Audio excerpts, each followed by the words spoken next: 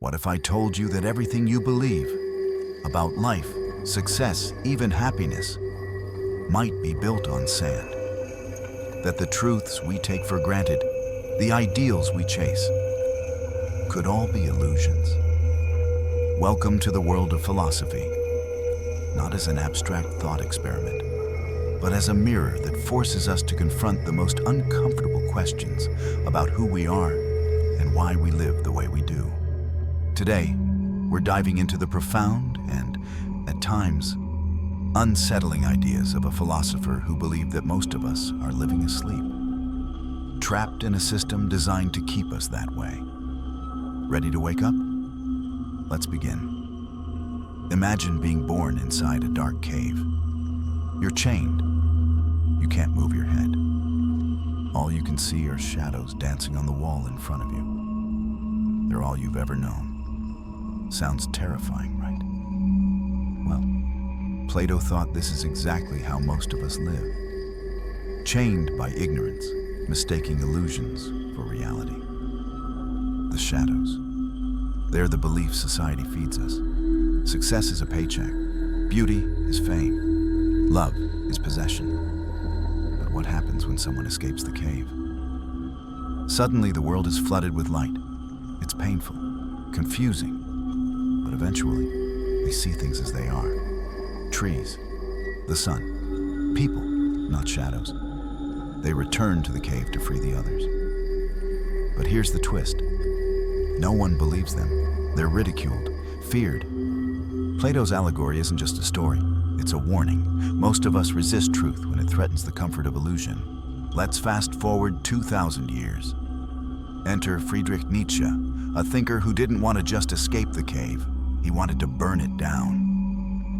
Nietzsche believed that society had grown weak, too reliant on herd mentality. We follow rules not because they're right, but because they're safe. We value comfort over courage. To Nietzsche, this was the death of the human spirit. He introduced the idea of the Übermensch, the overman, a person who creates their own values, their own purpose, in a world where old meanings have collapsed. But to become that, we must first face what he called the abyss.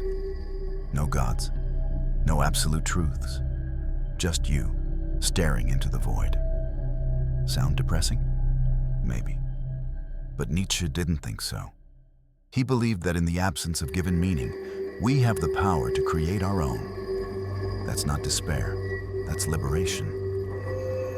Now let's bring this closer to home. Imagine waking up every day to the same alarm, commuting through traffic, scrolling through curated feeds of people pretending to be happy. You clock in, you perform, you consume. French philosopher Guy Debord called this the society of the spectacle. In his view, modern life isn't about living, it's about appearing to live.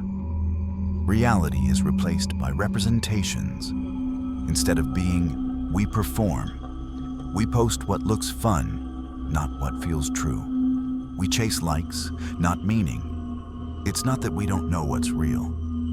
It's that we've stopped caring. We're spectators of our own lives, watching from the sidelines, scrolling endlessly, hoping something will make us feel again. But it doesn't have to be this way. Philosopher Jean-Paul Sartre said that we are condemned to be free. It sounds strange. How can freedom be a condemnation? Because with freedom comes responsibility. There's no one to tell you what to do. No cosmic blueprint, no divine purpose. Just you writing your life story in real time. And yes, that's terrifying. But it's also exhilarating. Existentialism isn't about despair. It's about authorship. You choose who you become, not your job title, not your social media following, not your upbringing. You. Every day, you make choices. And in those choices, you define yourself. So what does all this mean for you sitting here, watching this video? Maybe it's time to step outside your cave, to ask whether the life you're living is one you chose or one you inherited. Maybe it's time to confront the abyss, not to fall in, but to build something in its place, something real. Because philosophy isn't about having all the answers. It's about daring to ask the questions most people are too afraid to face. It's about waking up. If this video sparked something in you, maybe you're not as asleep as you thought. Maybe this is the beginning of your own philosophical journey, one that doesn't end with a conclusion, but with a deeper curiosity. Because the truth is, no one's coming to save you. But that's not a curse, it's a gift. You get to decide what your life means. Thanks for watching. If this resonated, don't forget to like, subscribe, and leave a comment with a question that's been haunting you lately. Until next time, stay curious.